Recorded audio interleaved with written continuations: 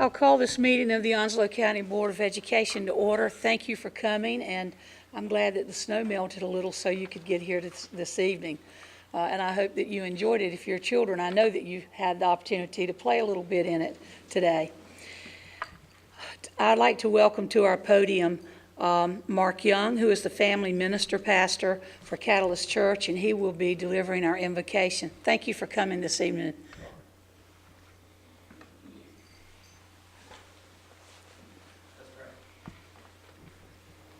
Lord, we just come to you tonight, and we are just so thankful to have the opportunity to get together. Lord, we do thank you for your protection and your guidance.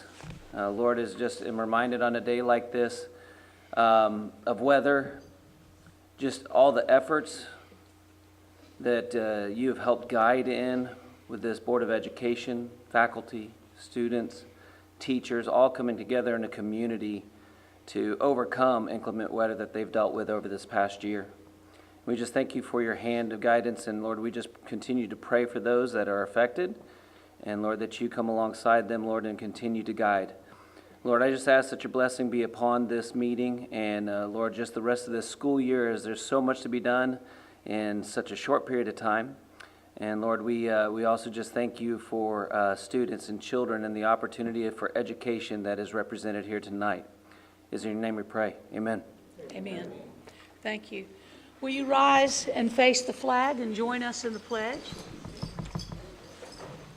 I pledge allegiance to the flag of the United States of America and to the republic for which it stands, one nation, under God, indivisible, with liberty and justice for all.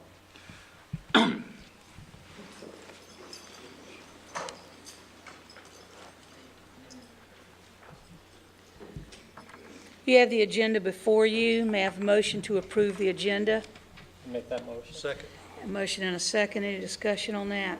All in favor say aye. Aye. All opposed, like sign. Approval of the consent agenda. You see those items and have had an opportunity to look at the list and rosters that were there. You have a motion to approve the consent agenda. So moved. Second. Any discussion? All in favor say aye. Aye. All opposed. Now for the Good News Spotlight, which we truly enjoy doing each time we have a board meeting. And so first, I think tonight will be Ms. Michelle Chadwick, who will come and talk about some science events.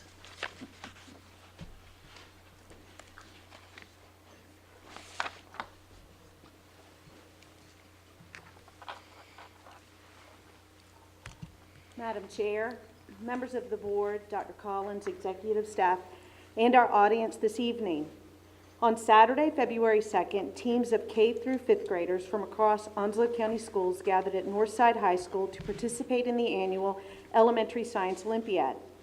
Throughout the day, teams from 11 elementary schools competed in an array of both team and individual events, requiring students to think critically and work together to solve problems and accomplish a goal. In addition to testing their knowledge of science, technology, engineering, and math, the participants were tested in other STEM-related skills, including teamwork, critical thinking, and perseverance. At the end of the day, there were many winners, and medals were presented to the top teams in the 13 hands-on events. It is important to note that the competition wasn't all about winning. It was also about celebrating accomplishments and having fun while learning. Tonight, we would like to recognize the top team for this year's event. With the Heritage Elementary team, their principal Gina Missiano, and the Science Olympiad coaches, Jonathan Wisniewski, Courtney Buzzard, Courtney Kuntz, Kiana Peterson, Elliot Lane, Leslie Ochoa, and Ivy Newbold, please join me at the podium.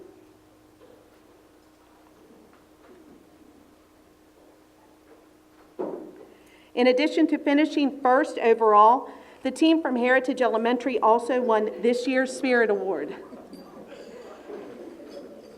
I was like, God.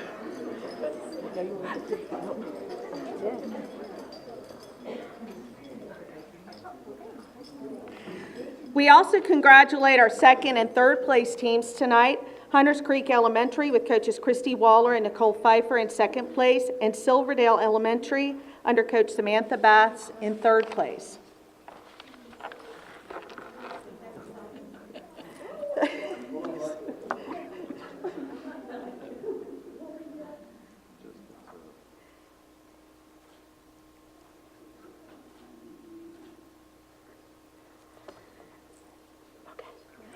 Congratulations on their great effort, and congratulations to all our students.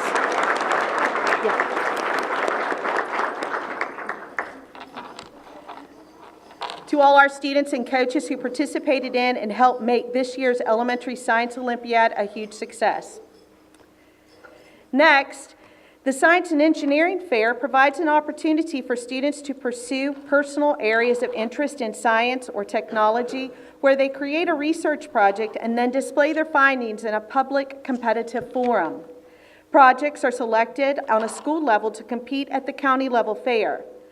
The 2018 Onslow County Schools Science and Engineering Fair was held on December 11, 2018, and 10 projects were selected to represent Onslow County Schools at the Regional Science and Engineering Fair, which was held at UNCW.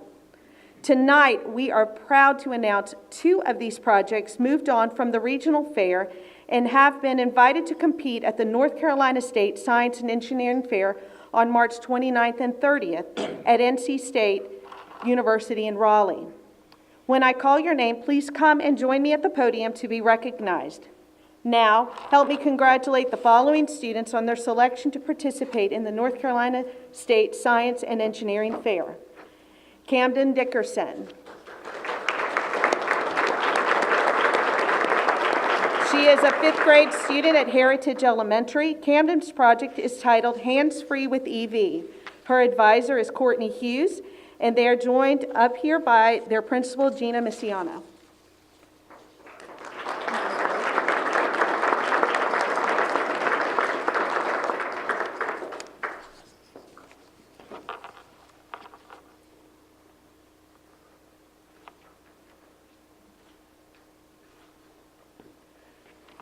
Next, we have Riley Nelson.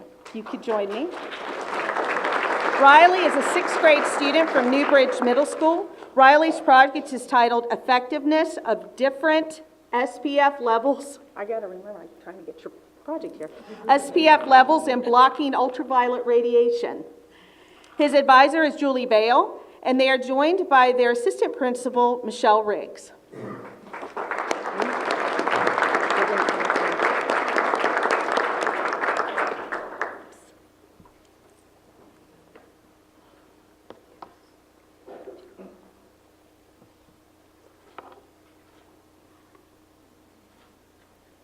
Congratulations to these students for their hard work and dedication, and we wish them the best of luck at the North Carolina State Science and Engineering Fair.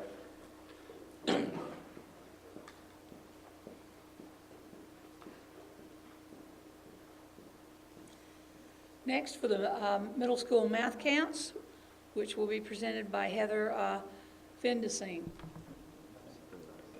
I phonetically wrote it out for myself. Dyson, yeah. On Thursday, February 7th, middle school mathletes from all 8 OCS middle schools, along with students from Infant of Prague, participated in the middle school math counts competition. This annual competition gives students a chance to come together and collaborate with other schools, meet new people, and show off their math skills. Hosted by Jacksonville Commons Middle School, students participated in several events throughout the day. Individual and team challenges tested students' prowess in algebra, geometry, probability, and problem solving. The competition concluded with a fast-paced ciphering round. Here, mathletes from each team competed one-on-one to answer questions, with points awarded for accuracy and timeliness in solving the problem. Tonight, we would like to recognize our winners. In the individual competition, first place belongs to Kang Pham, an 8th grader at Jacksonville Commons Middle School. In the team competition, first place was clinched by Jacksonville Commons Middle School. Coach Michelle Napier and the JCMS team also took home first place in the ciphering competition. When I call your name, please come and join me at the podium. I would also like to ask their coach, Michelle Napier, and Principal Curtis Eman to join me as well. Kang Pham, 8th grade.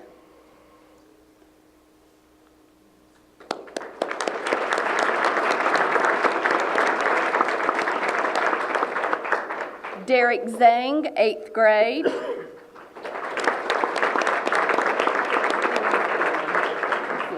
I'm going to call the others, but they're not here. Jordan Hamilton is an 8th grader. Caleb Parton is an 8th grader. Jacob Hamilton is a 6th grader, and Elijah Arnold is an 8th grader. Kang and Derek participated in the regional math counts competition, with Kang placing 15th and Derek placing 24th. Derek, Kang, and Jordan were also on the JCMS team last year, which also won first place. Congratulations.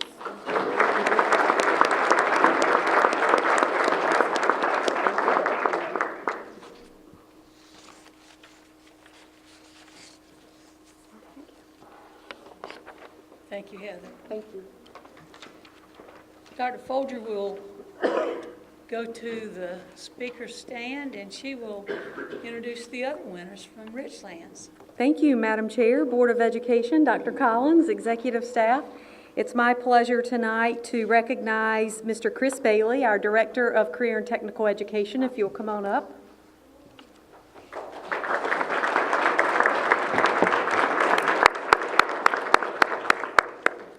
So stand here and feel real uncomfortable up front, everyone, okay? In front of everyone. No problem.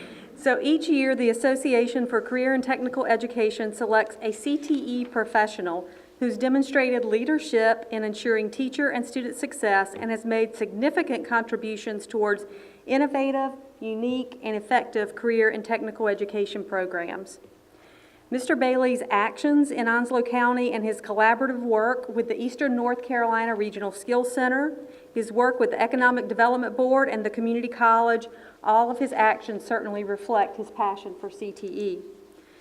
After a months-long application and interview process, we are excited to share that the Onslow County Schools CTE Director, Mr. Chris Bailey, was named the North Carolina CTE Administrator of the Year.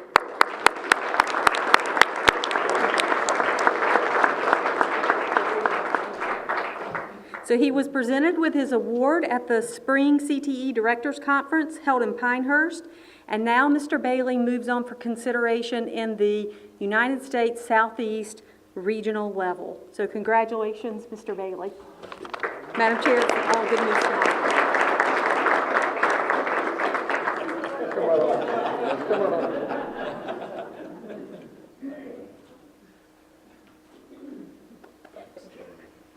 Thank you, Dr. Folger. I'm sorry for that mix-up in the announcing you, because I have on my sheet Richlands High School Beta Club winners. Are they here? They had conflicts with schedules tonight, so we have moved them to a later time. Okay, just wanted to make sure that we hadn't just pushed them to the back. Thank you. Members of the board, I know that there are some of you who have some items of good news you'd like to share, and we will begin with Mr. Williams. Not this evening, Madam Chair. Mr. Hudson? Thank you, Madam Chair. I'd just like to thank the City of Jacksonville and North Carolina Department of Transportation for the efforts that they've made recently in improving the crosswalk in front of Jacksonville High School. The rumble strips that were placed there, the other warning devices and signage is an improvement. I know none of us want a single person harmed, and this will help, as well as the increased enforcement that the City of Jacksonville Police Department has placed in the area. So I appreciate our community partners in the City of Jacksonville and DOT for helping with that. Also, I know that Jacksonville, they have participated with 3 SRO officers, I believe, at elementary school level. And what a great opportunity we had with a grant program, and Jacksonville stepped right in to help us add SROs at the elementary level. I'm hopeful that we can continue to expand that in the unincorporated areas of the county soon, but it really is important that we continue to place student safety first and foremost, and so I really appreciate their help. Thank you, Madam Chair. Thank you. Mr. Taylor? Quite a few wonderful events occurring during the month of February. So I think we're pretty much back to normal and a lot of exciting things happening. We tried to divide up because several of us went to the same event, so we want to make sure that everybody has a chance to respond. But I think this is Read Across America Month. I had the opportunity to go out to Silverdale Elementary to read to Miss Tanya Taylor's first grade class, no relationship. However, Miss Taylor is a former band student of mine at White Oak High School, so that was a very special time, but it was even more special just to be able to read to her class, which I enjoyed very much. At Jacksonville Commons Elementary, they celebrated African American History Month with something kind of rather unique. It was a living African American wax museum. I said, well, this should be good. The fourth grade classes at Jacks Commons Elementary had their students do a lot of research on a famous African American, but they were standing by the table like a wax figure, just like a statue. And then you would go up to them, there was a little label on the table that said play. So you press that little tag, then all of a sudden the students started to share information about that person. And once they finished, they went back into their wax mode. But it was very creative, but the students did a great job and thoroughly enjoyed that. I thought I was at the Hall of the Presidents at Disney World, but they had a lot of fun learning and a lot of good information that shared about this particular special month that we're celebrating. Anyway, those are a couple of things I did. Fellow board members? Mr. Reddick? Also, I really enjoyed the math counts this year, Ms. Chadwick and Ms. There she is, Ms. Feindessen. It was really, really good this year. Also, Odyssey of the Mind, some of you may have participated in Odyssey of the Mind. Anybody in here? Nobody in here. Odyssey of the Mind's been around since 1978. It gives kids a really different opportunity to participate in something that is not necessarily book-related. It's all about problem solving. You get to invent, you get to build, you get to solve problems. We had 16 schools this year who participated in Odyssey of the Mind. That's down a little bit from what we normally do. But because of the bad weather, the hurricane, we had some teams that got behind, so we didn't have quite the participation. But we did have some people, some schools, including, and you'll learn more about this in May, right, Mr. Anderson?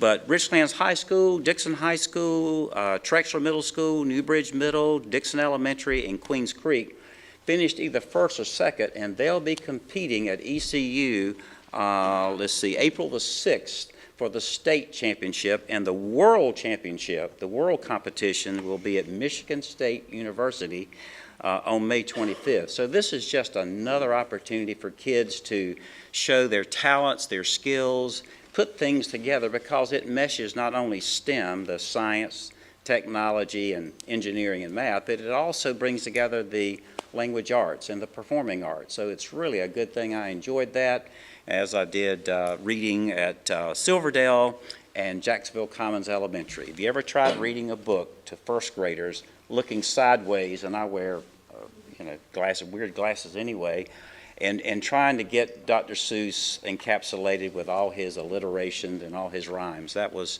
a challenge for me, but it was a very enjoyable experience. We'll let you do that one day here. Please don't subject me to that, please. Mr. Lanier? I was honored and delighted to be invited out to Hunter Creek Elementary School during Black History Month. Basically present myself and my life experience.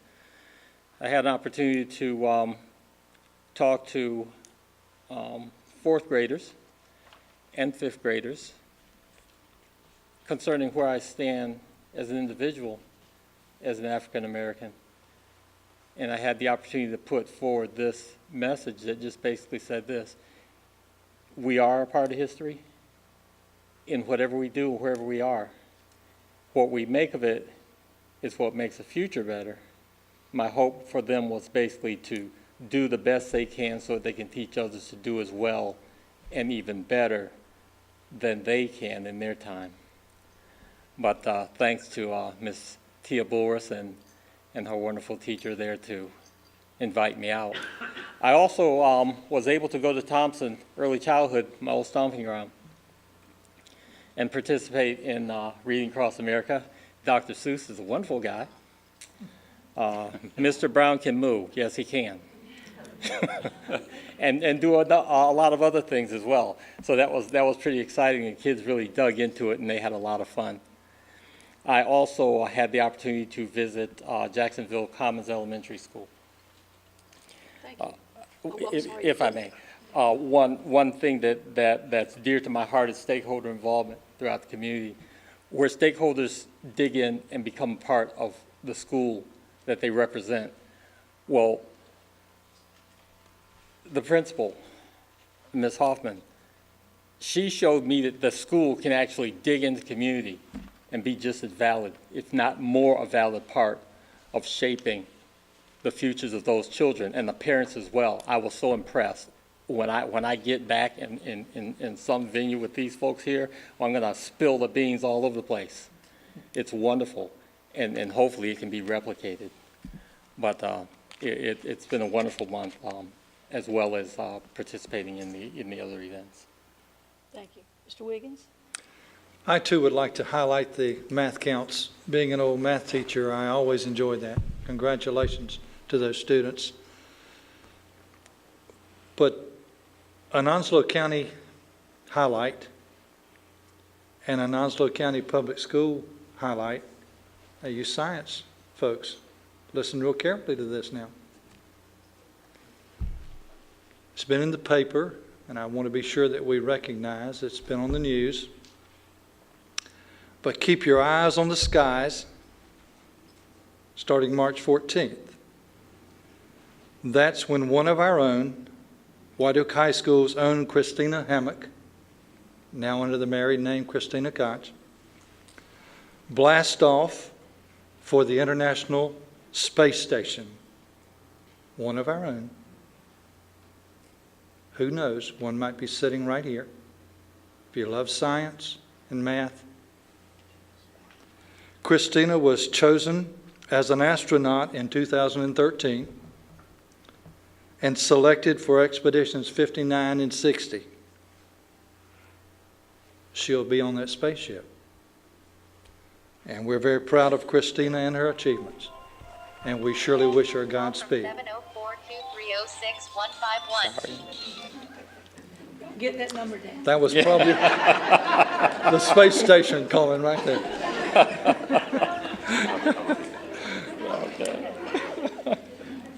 But just remember how exciting that can be. One of our own Onslow County students will be going on that spaceship to the space station. You going to talk about art? Huh? I am Okay. going to say something about it. I like to give them a chance to do that because they like to talk as much as I do. I had an opportunity, as well as some other members of the board, to visit the art symposium held over at White Oak High School. It was for students from every high school in Onslow County, as well as early college this year. Had some students there. A wonderful variety of activities to do. I can't even name them all, but I can tell you what. They had a great time. They were enthusiastic. They started, I think, at 1 o'clock or 3 o'clock on Friday. 1 o'clock on Friday, and they went through to 5 o'clock on Saturday afternoon. It was well visited, and this is something the art teachers do every year. It's not something they're paid for extra. They do it because they really love sharing new opportunities with all students. So kudos to those teachers, and great job to those students who took advantage of it.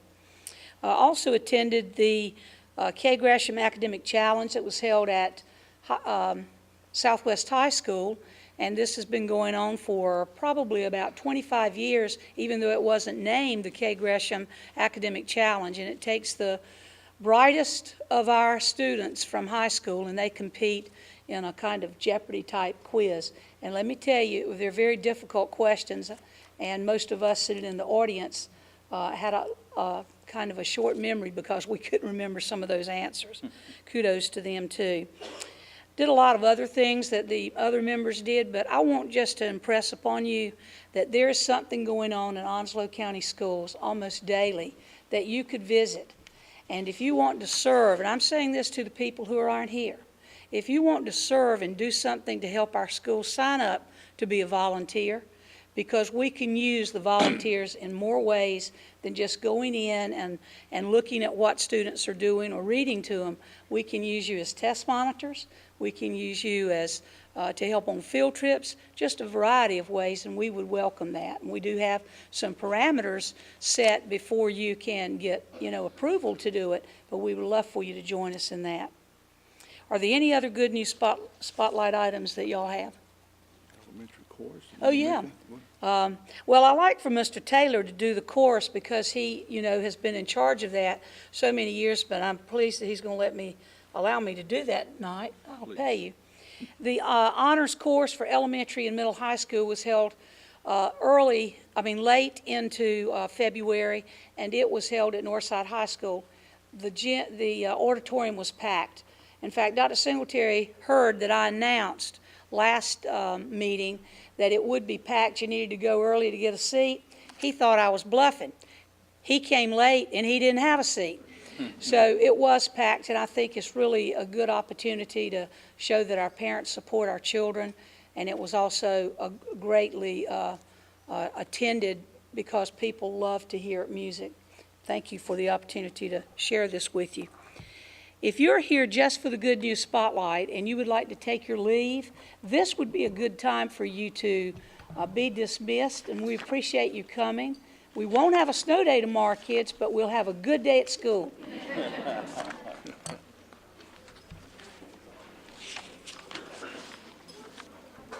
I'm glad you said that. There's so many opportunities for people. It may not be the traditional thing, like, help out with the national government. Just think about the events. I know. Have you seen what the principal at Jacksonville Commons Elementary is doing?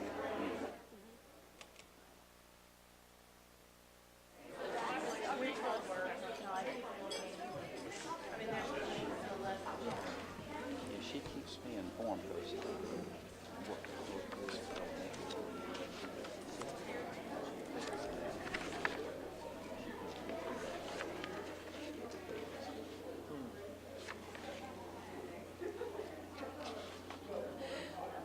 We have a public comment period. No one signed up to speak this evening, so we'll move right into our general business. And I believe that Mr. Myers is going to begin the presentation and then have someone join him also. Thank you. Madam Chairwoman, members of the board, Dr. Collins. At the end of January, staff presented to the board the assessed damage to the school facilities from Hurricane Florence and the steps required to bring the school system back to pre-Florence condition. Since that time, several additional items have been completed by the Onslow County School staff, including Hold on just a second. Can you turn up the speakers a little bit? Can you hear me now? Okay. Since that time, several additional items have been completed by Onslow County School staff, including the reopening of White Oak High School cafeteria in late January, the reopening of Dixon Elementary School cafeteria in late February, replacing the multi-purpose room flooring for Hunters Creek Elementary School, which happened last week. 4 classrooms were repaired, and 8 roofing projects are currently in process, with 6 additional roofing projects going out to bid within the next couple of weeks. A lot of stuff is going on right now. In addition to the work performed by Onslow County School staff, Smith Senate Architecture has also completed preliminary assessment of severely impacted schools and will be presenting to the board a list of projects that will require architectural and/or engineering services due to the damage that was done. Please note that the projects requiring professional services does not represent the total number of projects being worked on in the school system and is only a subset of the projects, it's only a subset of the $40 to $50 million in estimated repairs that have been identified in earlier presentations. It is also important to note that the presentation is for informational purposes and no board action is required at this time. And now, I would like to introduce Ed Gordon from Smithson Architect to present information for the severely impacted facilities that need professional services.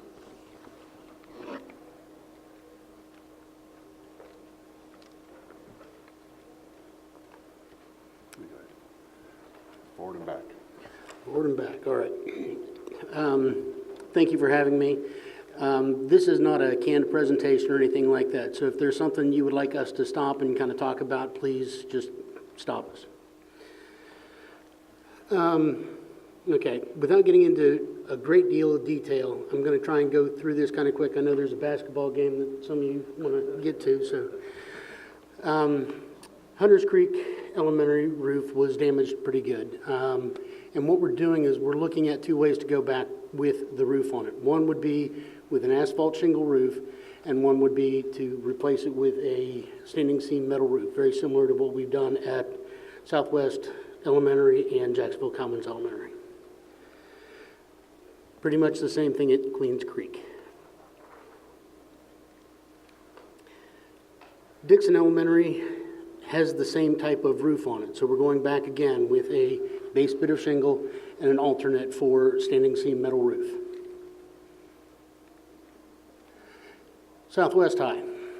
Southwest High is a little bit more complicated in that we've got the skylights that blew out, so restructuring those so that the skylights are gone. We're not going to have skylights in there anymore.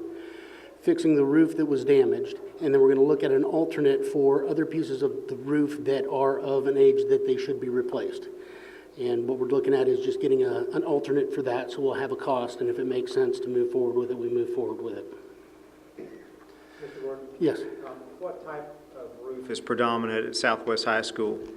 That's at Southwest High School is a TPO, or sorry, it's an EPDM. EPDM. EPDM. And the difference between going back with a TPO or an EPDM may be cost, so we can look at doing maybe an alternate for going one or the other. So it's more of a low slope roof with a rubber membrane on top versus asphalt shingle with a pitch roof. So the three schools you covered previously have more of a pitch. Correct. Okay, thank you. If I may also say something, when we were talking about, when Mr. Gordon was talking about the roofs with the low pitch roofs, the Hunters Chief, Creek. can you step to the microphone? The Hunters, the three roofs that he was talking about, the Hunters Creek, Queens Creek, and Richlands Elementary roofs, we're talking about the shingles versus the standing, the metal roofs. One of the reasons why we're doing this is the insurance company pays for like-kind quality. And we had existing on there was the shingle roofs. So we're looking at, the base bid would be the shingle roofs. And then, working with FEMA, and for mitigation purposes, they are recommending that we look at putting a metal roof on, and they would may possibly pay for the additional cost to put a metal roof on. So we're looking at both ways of doing this. So when you talk about a shingle roof versus a metal roof, that's why we're doing both ways. Mm-hmm.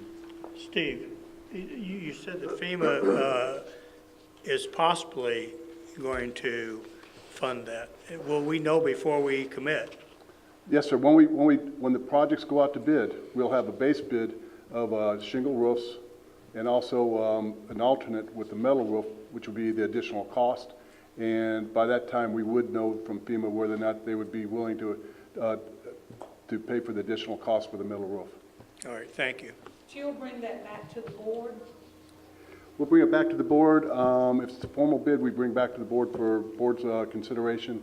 If it's not a formal bid and it's under $300,000, we move forward to get the projects done as quickly as possible. Well, I believe the board would be interested because if FEMA is not going to fund, we want to see what the difference would be. Yes, ma'am.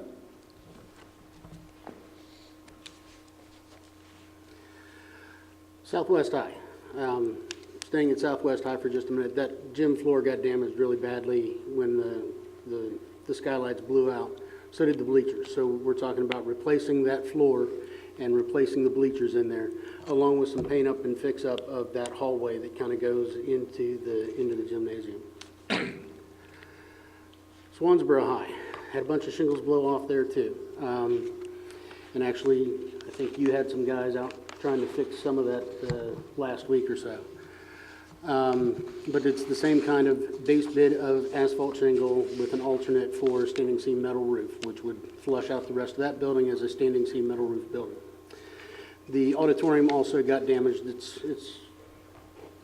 There's one part shown here that really didn't get damaged, but we'll fix that graphic for you later.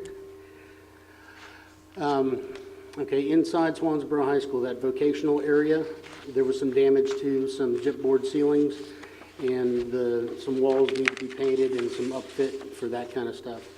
Same kind of thing happened in the auditorium. A lot of that hard ceiling area was damaged when it got wet and it came down. So replacing that and some stuff around the stage. So we're talking about going back pretty much with like kind on all of that kind of stuff.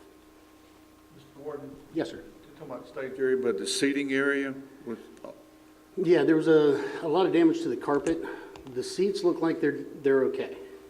But looking at the carpet, that carpet got wet. It's an older carpet in the first place, but that kind of carpet, it's not the tiles where you can peel it up and get rid of it. It's an old, big carpet. So we're talking about pulling up the carpet too. Yes, sir. Thank you for mentioning that. Okay, thank you. Moving on to White Oak High School. This one, I'm sorry to say, is going to take a little bit longer than the other ones for a couple of reasons. One, in a science classroom, Department of Public Instruction has authority to mandate or dictate what goes on in those classrooms, what goes into the classrooms. So we're going to have to run through them. We've already had some conversations with them, along with the insurance portion of DPI, and I'll let Steve, if you'd like to say anything about that right at the moment, or just hold off for now. I can explain a little bit. So we have two different departments of DPI. We have the insurance section, and we also have school planning. In the school planning section, they're responsible, or they mandate, there's a mandate or statute saying that we have to build the science classrooms up to a certain level, okay? When the insurance company is saying we have to replace similar like-kind quality, well, the difference we have right there is that since 1960-something, when the White Oak High School was built, the codes have changed, or the standards have changed for the science classrooms. So now we've got to bring it up to a higher standard, and we're working with the insurance company, DPI Insurance, to make sure that they will recognize that and help offset the cost.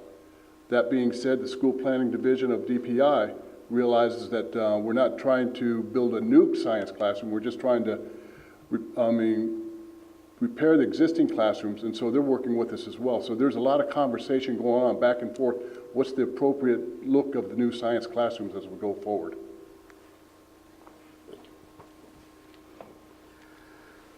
And Northwoods Park Middle, when we started into this, we were thinking that Smith Senate was going to put together a package for all the upfit and the fix-up. In this, we got to talking with Dusty and Daniel, your maintenance department, and we came to the conclusion that they can probably bid this out as separate packages faster than we could do it with a big bid. That means you can get kids in, and we're thinking that the kids are probably going to be back in everything except for the science classroom, which again has those requirements from DPI. The kids back in before school starts. Now that they're going to put down a new gym floor, and they're going to do a lot of upfit, painting, and a bunch of ceiling work to get this done. So it's not going to be a small task, but we think they can do it, and they think they can do it as well.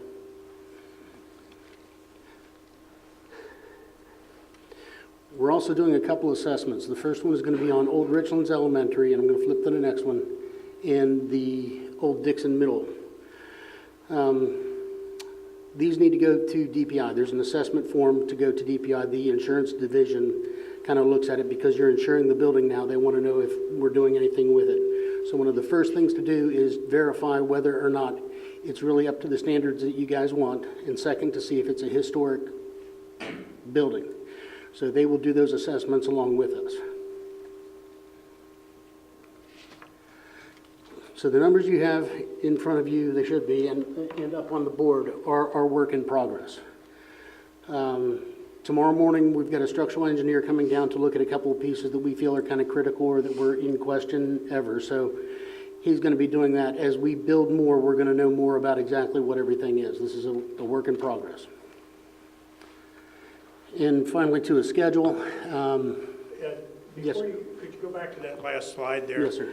You have a couple of there, you've got an estimate low and an estimate high. In some instances, they are the same number. Okay, I'm going to say this. For Hunters Creek Elementary, we've got a low and a high. That's the base bit of shingle versus the going back with a metal roof. So White Oak High School Science Wing. We're trying to work with DPI to figure out exactly what that is, but we're just going to replace it. Now, as we progress more, we're probably going to have that high and low, but we don't know enough to tell you anything other than this is kind of where we think it's going right now. So those are the base bids on the low, and we don't have a high because we don't know whether or not we're going to be able to upgrade. Well said. All right.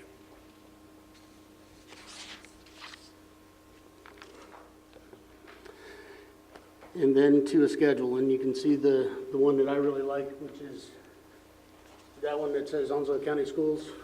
That should get everybody back into that school, save the science classroom. The other things we're doing is trying to move the roofs really fast. And sat down and talked to a roofing contractor the other day about the number of square foot being put down. And we're still trying to figure out a way to bid it so that we can get the best possible bid. But their mind was that's a lot of square footage of metal roof. So I think that's it, yeah. So, I have a question about the gymnasium and the, I know you've got several that you've got to do. In Southwest, they have a rubberized floor that's underneath the newer floor that got ruined.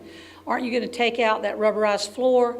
What about the lighting in all of the gyms that are affected? Are you redoing those lights? I mean, like at Southwest, you're going to have to do something. Is that included in this? Southwest High School, just recently, within the last couple of years, we had actually put in LED lighting at Southwest High School. So we would make sure if there was damage to the lighting, then we would replace it with LED lighting again.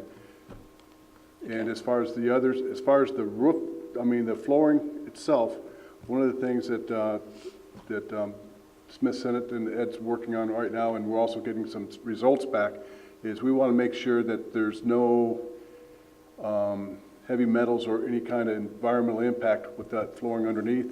And so we're doing some additional tests, but that will be taken out and replaced with a new type of flooring structure, subfloor. What about the bleachers in there? The bleachers, I think Mr. Gordon had mentioned that we're looking at trying to replace those as well. I just want to make sure people understand it's more than just putting a roof on, putting a floor on. You have other things that you have to do. You do a good job too, Ed. Any other questions for Mr. Gordon? Myers, I know that we had, particularly Southwest, the floor was devastated, buckled like this. I know at White Oak there was some damage, and you know, at the onset it looked pretty good because they got in there and dried that place out. Do you foresee any other issues with either White Oak's gym floor or any other gym floor that might, in time, we see some buckling, and is that something that we need to look at now as far as insurance, or is that just something that you feel pretty good about as far as gyms throughout the county? The answer is for White Oak High School, we have to go in and do a resurface on it, but it is holding up well. The efforts that were put forth at the beginning during Hurricane Florence, I mean the post-Hurricane Florence, right after that we went in there and we made sure we could dry it out. I think many of you saw that we had all these tents in place and we had all these drying out drying out machines in there trying to preserve the floor, and it looks like it was successful. Good. Now we had some other floors, other gym floors. An example would be Jacksonville High School or Swansboro Middle School Annex. Those floors looked like they were in good shape. But when we actually did the moisture content inspections and also brought in an expert floor company, Stalker Floor Systems, to look at it, they recognized that there was enough moisture underneath there that the floor should be replaced. Yeah. Now, when you first looked at it, the first month after that, he says, well, I can't see it. Right. When the insurance company first looked at it, they said, I can't see it. So we talked with the insurance company, and we came up with an understanding that if the floors started buckling up within the first year after the storm, Right. then we could go back and file a claim against those floors. Good. Is it both floors? Both floors. And we've just recently, going into funding a little bit, but we recently got guidance from FEMA that if the insurance company didn't recognize the floors, those floors, Jacksonville High School, Swansboro Middle Annex, then they would help offset the cost. And also the state, in the third phase of funding, has also looked at saying they would help offset the cost for that. So we are looking at replacing those floors. Madam Chair, one thing I believe it's important to note, immediately following the hurricane, we were in emergency and exigent circumstances, and so a lot of things happened. Now we see evidence that we've hired professional architects and engineers to go through methodically and bid everything out so that we can be assured that we can get the maximum reimbursement from our insurance carrier or FEMA. So I appreciate the due diligence. It certainly is taking longer than probably anyone would like for it to take, but when you're talking about this amount of money, which is only a portion of the total damage to the schools, it's entirely necessary that we take this period of due deliberation. Thank you. Thank you. One quick question with regards to the old Richlands Elementary and the old Dixon Middle Schools. Both of those schools are shuttered, if you will, because we built new schools to replace them. I understand we may be in a predicament because they're still on our rolls. They're still insured. But it was my understanding when we built the new schools that both of those schools were unserviceable. That was one of the reasons we built 2 new schools. So what assessment are we doing with regards to utilizing part or all of the facilities? What is it that we're assessing? I'll jump in first. A portion of the old Dixon Middle School we're using as part of the annex for the high school. So there was a portion of that was in pretty good shape. And we went back last year and put mechanical units on the building so that they could, have good clean air and all that kind of stuff. The other portion of the building, there are 2 phases to the DPI assessment. The first phase is, it's a rank of a score of 3 if it's a really good education facility. So we've gone through that particular ranking and found in both cases it's not a good education facility, and submitted those to DPI. And if they see that we need to do the further assessment, or you decide that we need to do the further assessment, which is going in and figuring out what it would cost to replace mechanical systems, electric systems, plumbing systems, roofing, all of that kind of stuff, that's kind of the next phase of what we would do if we decided now that we wanted to keep the buildings. But they have pretty much already been run through one time that they're not what we want. Well, in other words, we know this, that we have to decide what we're going to do with the buildings, and that's the discussion. I think the board needs to sit down and just decide what portions of Richlands Elementary we could use for another purpose, and we might want to look at the Dixon Middle School, because I know part of that back campus is usable with, I think it might be 6 classrooms in that brick building, but we've got to do that. We don't need to do it until after you bring us that assessment. Right. That's right. And in that process, we've always communicated that we wanted to repurpose parts of the school facilities that could be used for the other schools, Dixon High School and Drexler Middle School. And so we are working towards that. As Mr. Gordon mentioned, we did repurpose parts of the old Dixon Middle School for Dixon High School now. That would be the old gym and several classrooms that are available as well. Now we have the other section that isn't suitable for modern day instruction. Okay, so how do we go about, what do we do with that now? It's at a point right now, it's being used, but a lot of the use it's being used for right now is we're working with law enforcement agencies and first responders, and they're using that as a training area for us right now. So they're getting use out of it, but at the same time, there's going to be a point in time where we're going to have to make a decision where the board's going to have to make a decision on what we do with that property or those buildings, that piece of property right there. And that's part of the assessment that we're going through right now. Ed, do you have any idea how long it'll take to get that assessment? The initial assessments are already done. Okay. The Dixon Middle School, typically when you replace a school, you do this assessment to provide the DPI so that they know that at some point in the future, they're not going to have to insure it. So that's when they start to do their checks. So back when we were doing Dixon Middle School, that was submitted. Richlands Elementary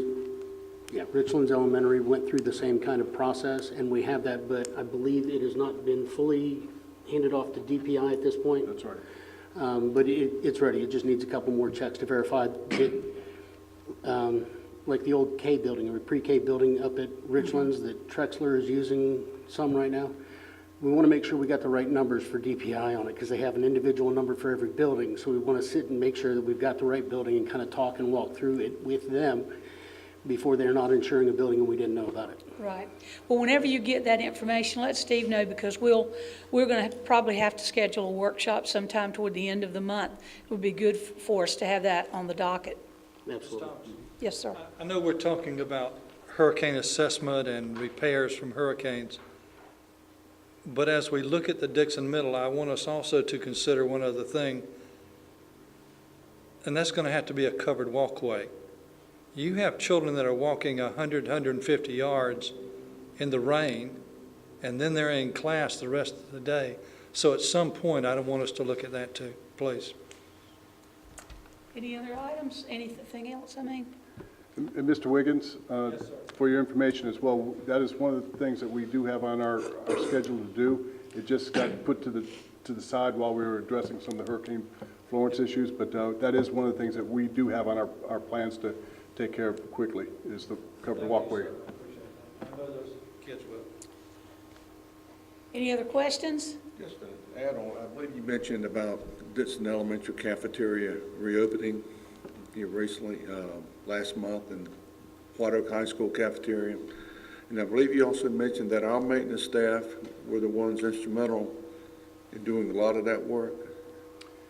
Yes, sir. White Oak High School cafeteria the majority of the work was done with maintenance staff. For the Dixon Elementary School cafeteria, it was a combination of a contractor going in doing some of the ceiling work for us up above, some sheetrock into the ceiling, and then also our staff doing it as well. So it was a combination for Dixon Elementary School to make it happen. Well, I'm just going to say kudos to them for all the other responsibilities they have throughout the county, plus trying to get those cafeterias up and running again. Kudos to them for their great work. They've done a great job. Yes, they have. Thank you. Please. Thank you so much. Appreciate it. Thank you. Next will be our Head Start grant application, and Mrs. Davis will come and present that.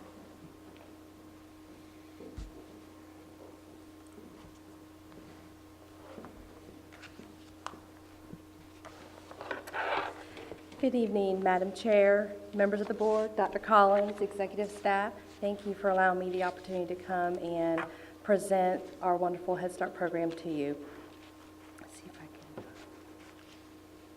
Here we go. Okay. Every year, the Head Start program has to update their annual grant application and present to the Board of Education for final approval before we move on to presenting to the Office of Head Start. So in our preliminary work, before we begin that work on the grant, we always start with our self-assessment process. Our self-assessment process typically begins around the end of September, early October.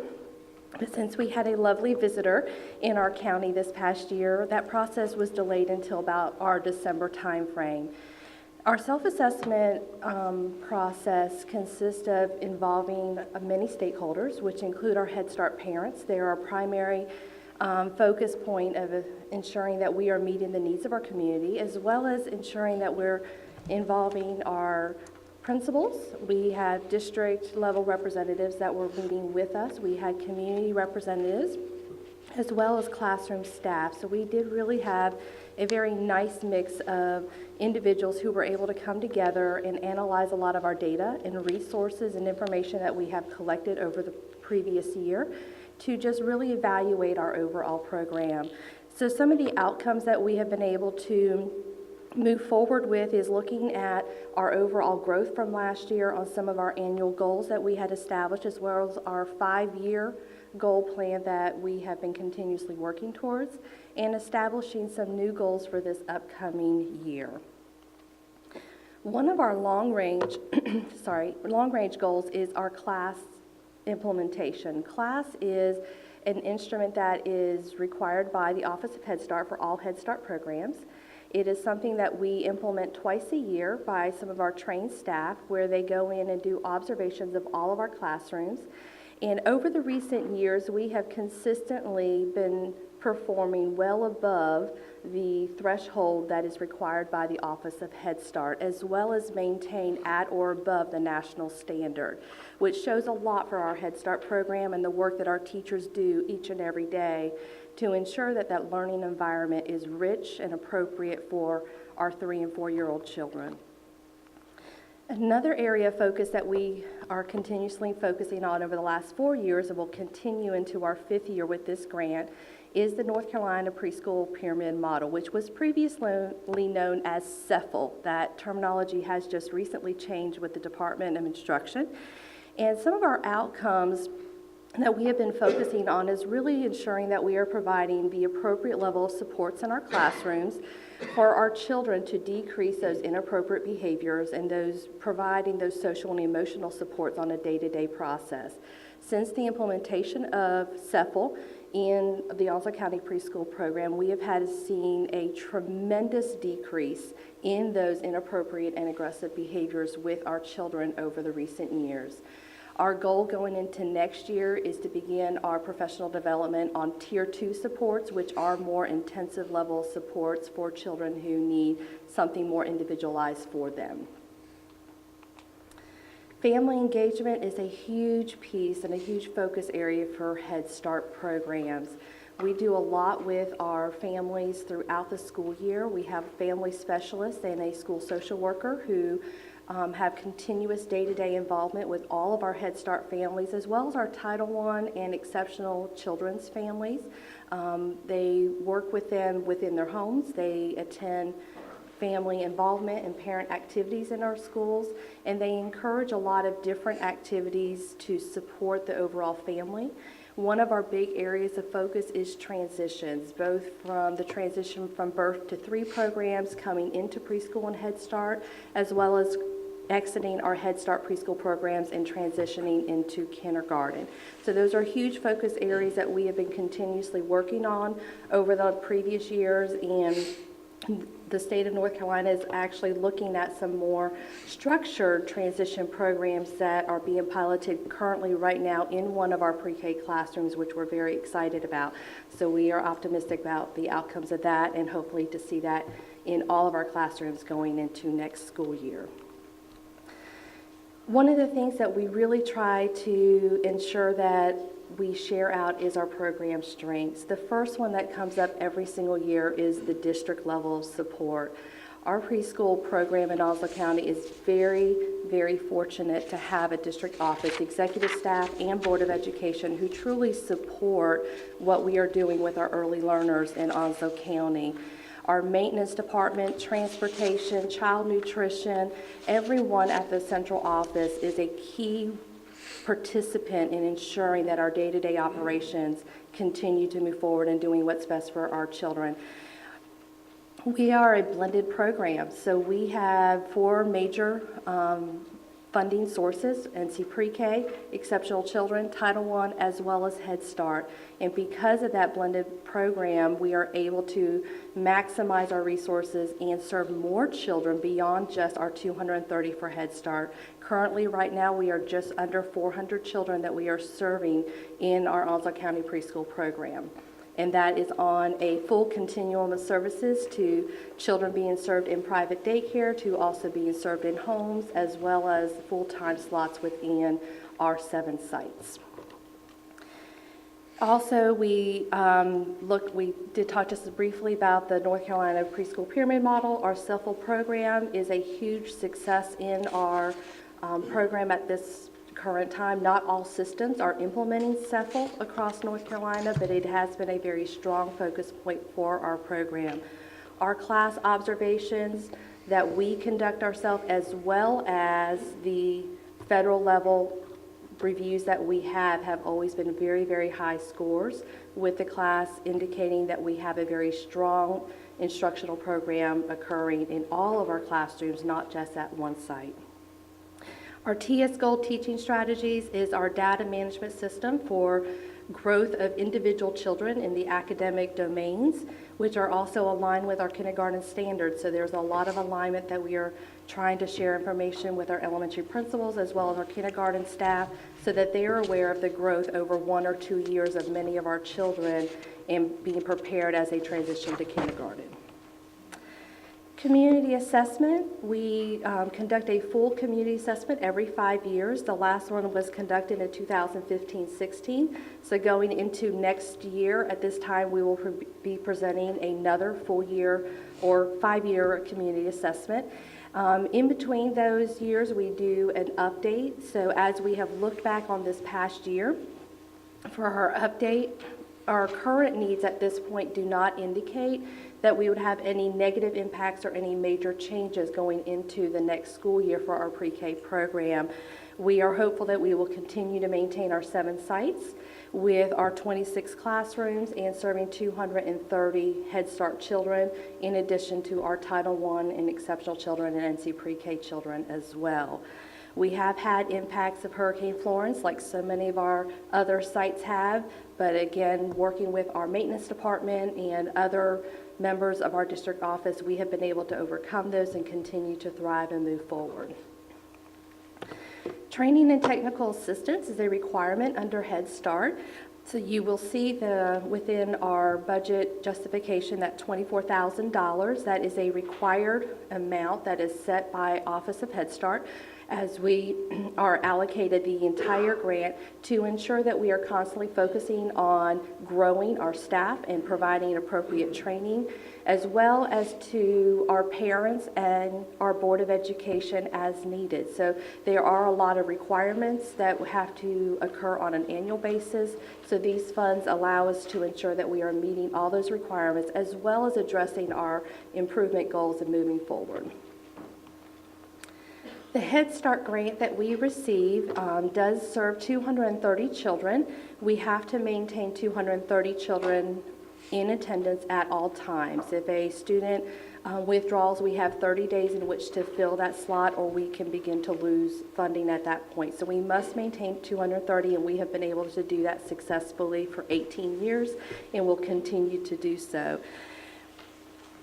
10% of those 23 slots must be exceptional children. At this current time, we are at 30 children who are exceptional, receiving exceptional services, but are also identified as Head Start. So we tend to be over that minimum requirement. We have currently 26 classrooms. 23 of them are blended, and 3 of them are separate EC classrooms, which also have Head Start children in them as well. 7 sites across our county, so all of our townships within Onslow County are represented in these classes and have the opportunity to attend a site as close to their township as possible. Our personnel, these are our support staff for the Head Start program. All of these positions are required components within the Head Start grant to ensure that we are meeting the performance standards of the Head Start Federal Act. So we do have 3 education specialists that work with our classroom teachers on a daily basis. We have a school nurse at Thompson, as well as the other nurses at our elementary sites, to ensure that the health requirements are maintained and updated for all of our children. We have 2 family specialists, 1 family service worker and 1 school social worker that work directly with our families as well as classroom teachers to ensure that all needs of children are being met, anything from mental health to dental to health and even just basic family life kinds of concerns.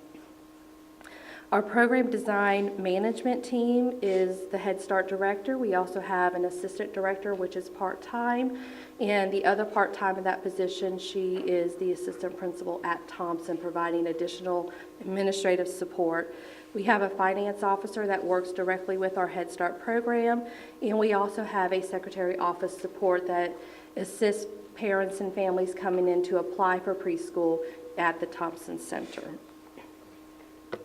Our overall budget justification, we get a little over $1.8 million for our 2019-20 school year. The breakdown is you do have a full justification in your packet that has all the different line items for our budget. But overall, most of our budget is on personnel. The other aspects of those are some materials, because we do provide all resources for all of our pre-K classrooms through our grant.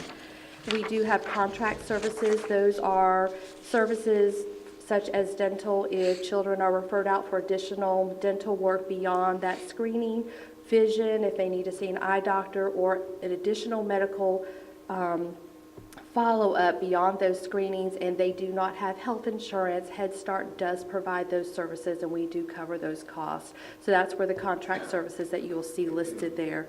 Administrative costs must remain under 15%. We have traditionally been well under 5%, so that is an additional strength that our focus is in the classroom serving children. Again, you see that $24,000 set aside for professional development and training. And our indirect costs this current year and going into next year, we're anticipating at 4.969%, which for next year is a little over $98,000 for indirect cost. So at this time, you do have several items that we have included in the information presented to you. We do request board approval for the 2019-20 school year, the budget justification that has been provided, the cost allocation plan, the cost of living adjustment, which is an additional piece beyond that $1.8 million that we just briefly talked about, our training technical assistance plan, as well as our Head Start grant application. Thank you. I know you've had a chance to look at all of the documents, and there's a lot of documents too, as well as we received a notebook earlier that you had an opportunity to review. So at this time, after hearing the presentation, may I have a motion to approve these items as we have specified: the budget, the cost allocation, the COLA, the training and technical assistance plan, and the grant application? Madam Chair, motion to approve the items that you specified. Is there a second? Second. Any discussion? Any questions? Just a couple quick questions, if I could. Okay. We've been doing this for 18 years. Did I hear you say that correctly? Yes, sir. Are there any metrics that we've tracked, the students that have gone through this program versus those that haven't been able to get in because we have a limited number of slots of people that, or students rather, that can get in? Have we done any studies to show the differences or potential differences between those that went through the program, the Head Start, and those that weren't able to participate? Great question. So I referred a little while ago to a pilot with that transition component that DPI has began. They actually started last year, and Onslow County became part of the pilot this year, and that is to address that very question. There has not been consistent data, and I know it's something that we have talked about in trying to track. A lot of it is because our systems are very different from preschool into school age. We use totally different management systems, so trying to link some of that information. This transition pilot that has been started, and we have one current classroom that is a part of that program, I think is going to be the segue into being able to collect that data in a very precise way across the state, not just for Onslow County. So we are very much looking forward to that, to be able to track the differences between not just the children in Head Start, but also children who are just in child care centers versus preschool programs, or children who are at home. So we are looking at collecting a lot of that data as we move forward. Thank you very much. One of the caveats to doing that has been the transition of students, that we don't keep them. You know, that they leave Head Start and they don't go to another kindergarten class. Correct. And that's caused some of that. But it's just a big area, and I'm glad, though, that we're trying that, because historical data is something we've talked about for a long time. Yes. And you can only collect just a little bit due to that transition piece at that young age. Ms. Davis, also, I noticed in your epistle that you provided for us, it was quite extensive. You used the term a braided approach in funding, where you use basic Head Start money, EC, Title I, the North Carolina pre-K money. Is this typical? Do all school systems do this, or is this something that's unique to us, or are there like 3 others that do this braided approach that you talked about? Most counties in the state of North Carolina have their own model. It is a very complex process. Some counties, their local LEA is the operator of Head Start, like we are. Other counties, they are the operator or grantee of NC Pre-K. There is a lot of different combinations. There are some LEAs that do not have preschool within their program. So it is different from every county. We are more in alignment with Wake County and Guilford County and New Hanover County, but they are still very different than how we operate here. So every program has their own blending sources, but not all necessarily have the 4 that we have. Well, this seems to be the best way. I'm not, Absolutely. I don't know about others, but when you get all these funds working toward one common goal, which is to prepare these children for the next level, then it seems to be the best way. Absolutely. It's a great collaboration. And at one time, they were all under the auspices of the school system. Yes, ma'am. Back when Dr. Gresham was here. Yes. Any other questions? Hearing none, all in favor say aye. Aye. All opposed, thank you for a good presentation. Very good presentation. No one has signed up to speak at our second public comment session, so at this time, I'll ask for a motion to adjourn. So moved. Second. All in favor say aye. Aye. All opposed? This meeting is adjourned.